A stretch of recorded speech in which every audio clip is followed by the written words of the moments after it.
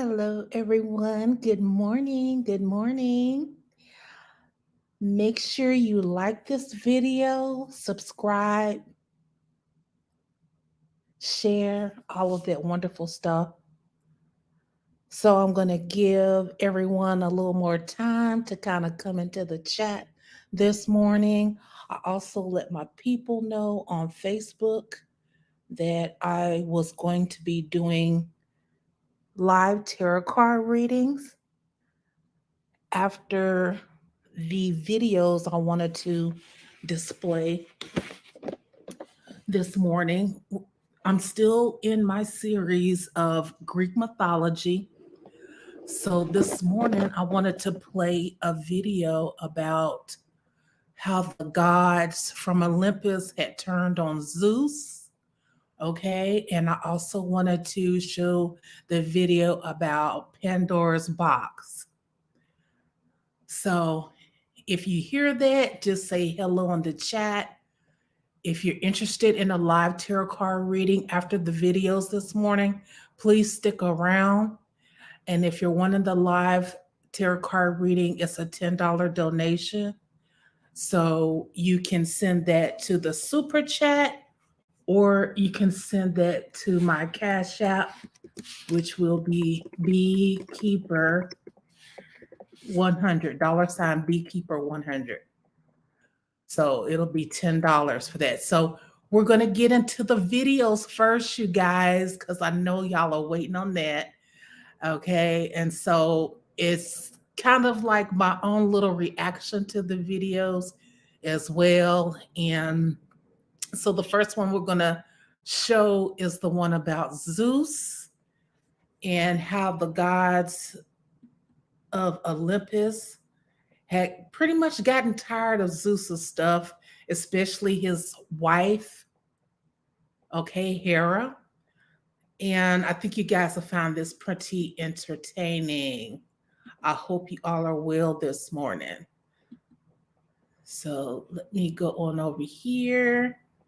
We're going to display this here. Okay.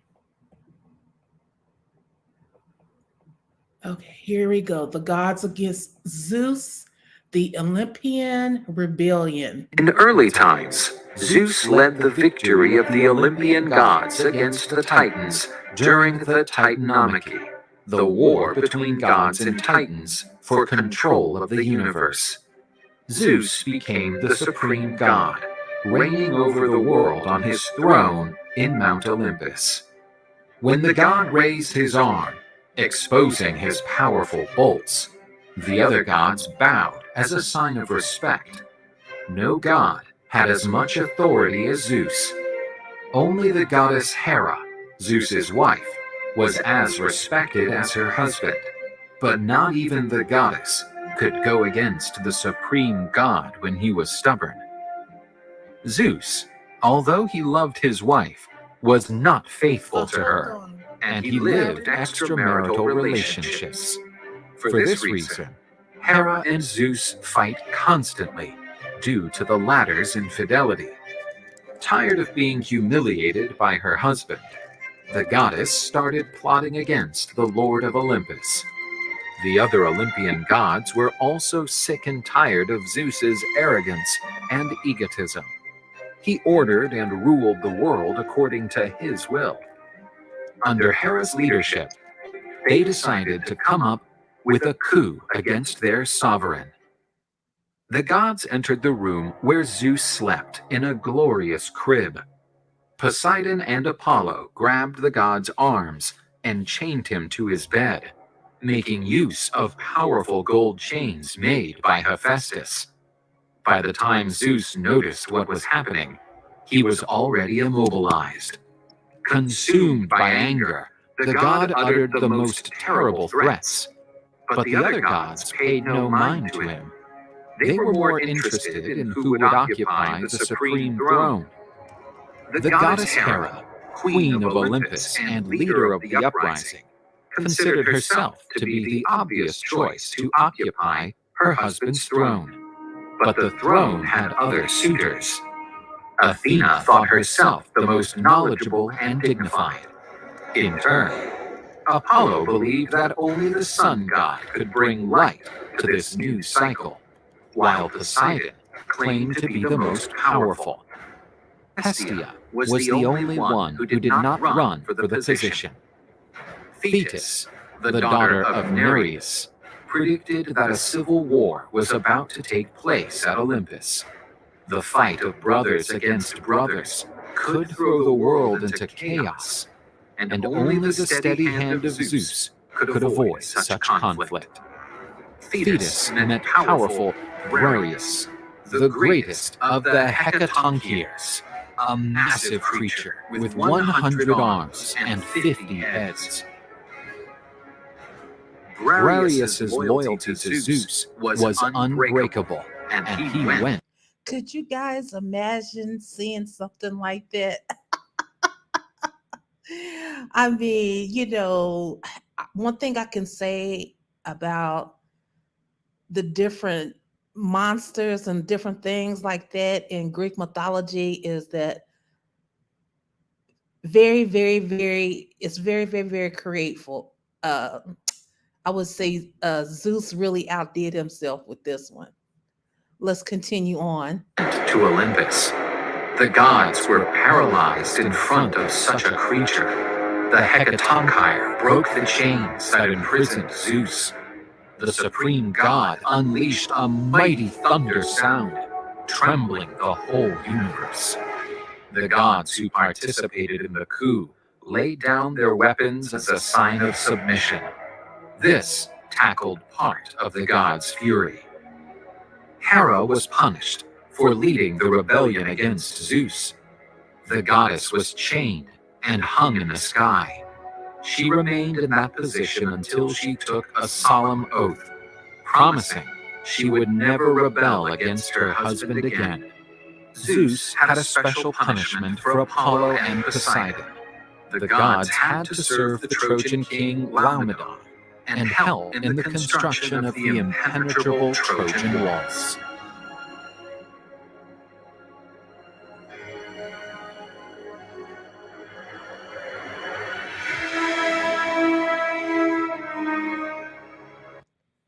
Now, see, Zeus really had some nerve to do his wife like that, considering the fact that he slept and cheated with so many different humans, and then not only that is that when he would get caught, a lot of times he would turn his concubines or the women that he may be with him into animals and different beings and serpents and stuff like that. And where's the fairness in that? If anything, he should have been tied up. Is what I'm thinking. So yeah, we're going to get into the second video, you guys. So if you guys are wanting the live tarot card reading, and it is a $10 donation, and it will be $10 per 5 minutes. You can pay by Super Chat, or you can pay by my Cash App there, or if you just have PayPal, feel free to let me know you want to pay by PayPal, and I'll send my info there. So now we're going to get into the second video. Okay, and we are discussing Pandora's box. Let's see here.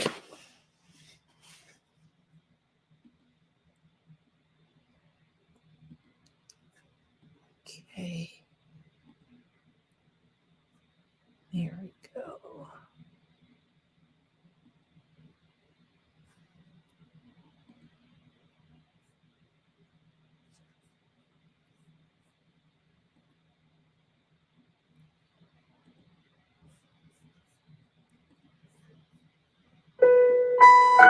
She was told to never open the box, preventing the frightful destiny of mankind. So at least it is true that a man has no control even over his own will.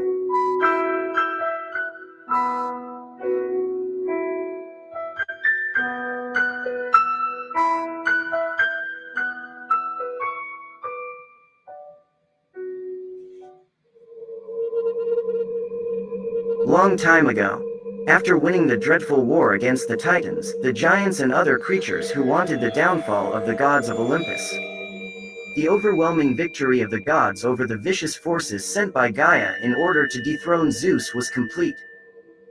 The new chief of Olympus and his siblings ruled undisputed lords of all.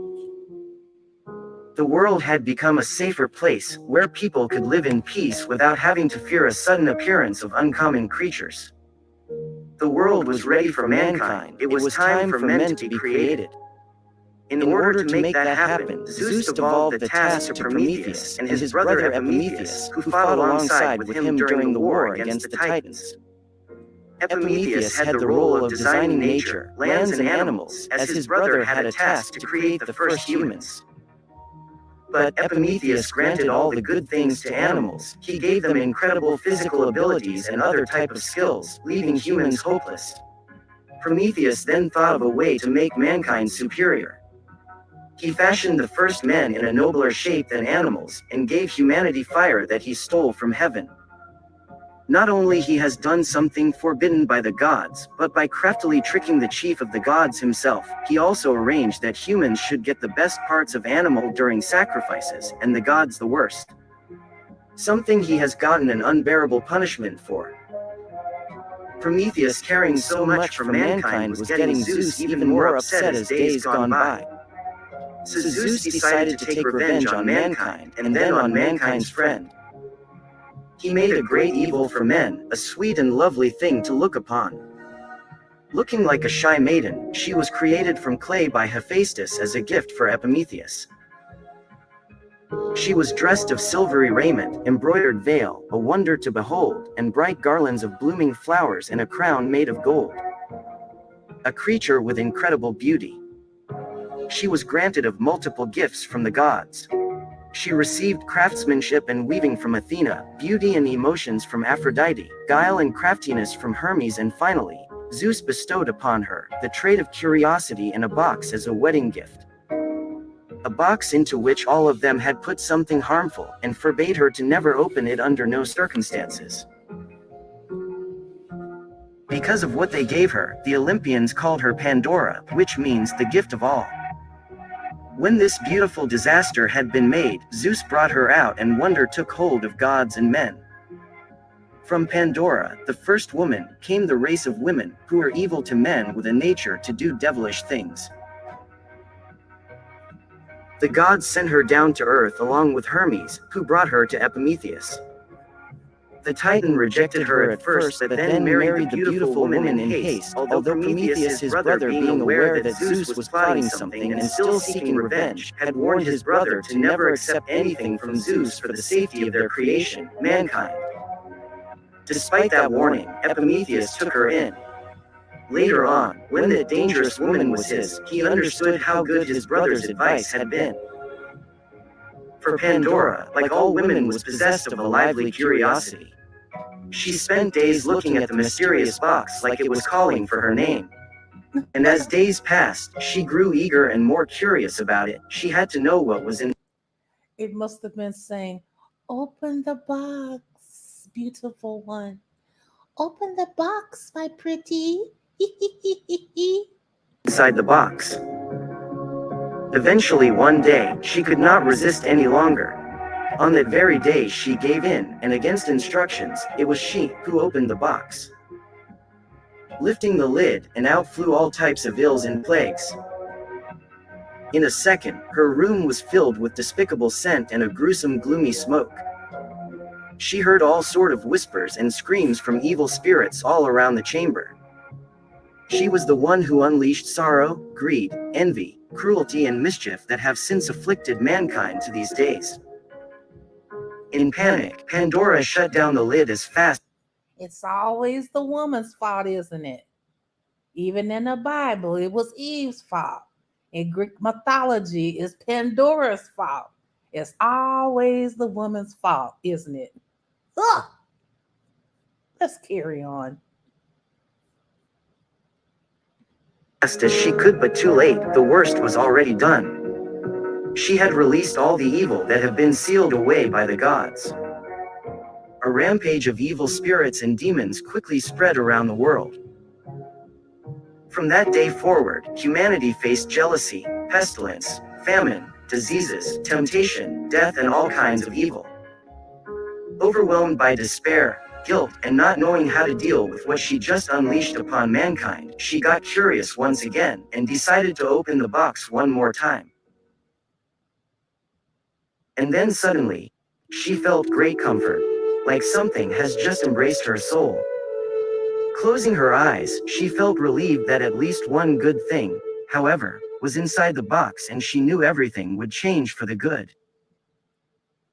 The last thing to come out of the box was hope, the only good thing the casket had held among the many evils, and it remains to these days mankind's sole comfort in misfortune. Another version says, these were items that Prometheus had left over from the creation of man and stored in a jar, which Pandora, who could not resist from looking inside, foolishly opened. We often say box, even though it was originally referred as a jar, but throughout history and translations, the real word has lost its authentic definition and description. Another story about Pandora is that the source of all misfortune was not her wicked nature, but only her burning curiosity that Zeus bestowed upon her. He wanted to counterbalance the good things that have been unfairly given to humans by Prometheus. Thus henceforward made humans fight for what they desire. Nothing good would no longer be given to mankind unless they make some efforts to deserve it. Needless to say, that Pandora was nothing more but a pawn well played by the gods. So, mortals learned that it is not possible to get the best of Zeus or to ever deceive him. The wise and compassionate Prometheus understood that as well. When Zeus had punished men by giving them women, he then turned his attention to the arch-sinner himself. The new ruler of the gods owed Prometheus so much for helping him defeating the other titans, but apparently the chief of Olympus forgot his debt. Zeus had his servants, force and violence, to seize him and take him to the Caucasus, where they bound him to a rock. But this is another story for another time. Today, we discussed about the myth of Pandora, who could not restrain herself from looking inside the mysterious box, even after being told not to, and was crushed by her curiosity. Maybe telling people not to do something is certainly the best way to get them close to do it. So if you don't want anybody to do that thing you don't want them to do, probably you should not tease them nor tell them about it. In fact, for us mere human beings, who abide by some transcendental entities or laws, curiosity is far beyond mankind's reach of control. If you've enjoyed the story, then leave it a like, a comment, and subscribe, as that helps me to keep on creating more content for you. And thank you for sharing around so that others can enjoy as well. See you next time for more of Greek mythology stories. And as always, stay curious.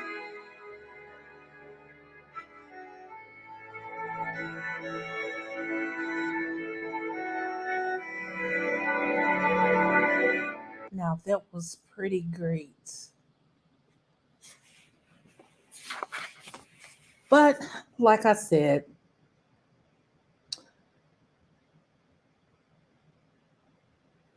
Zeus would do things, and who would stand up to Zeus, basically?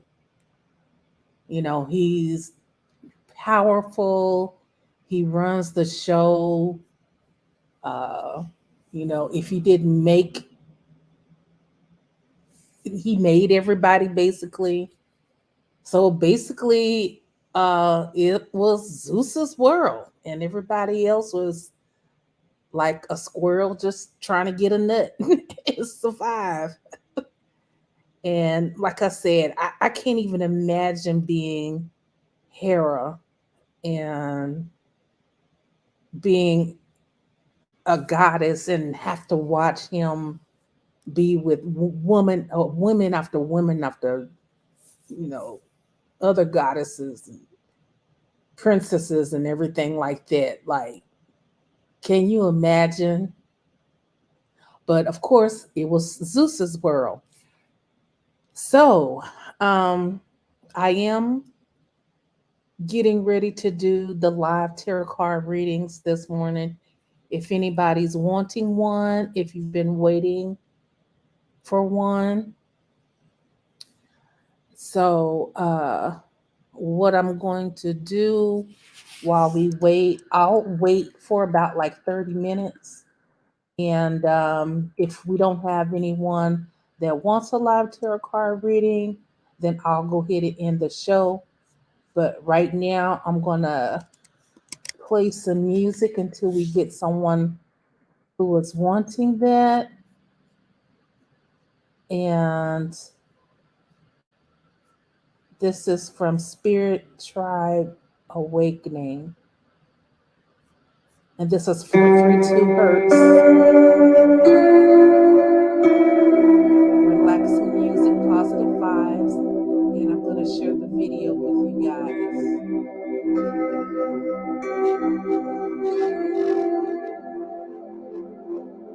Hope this helps you get your day started.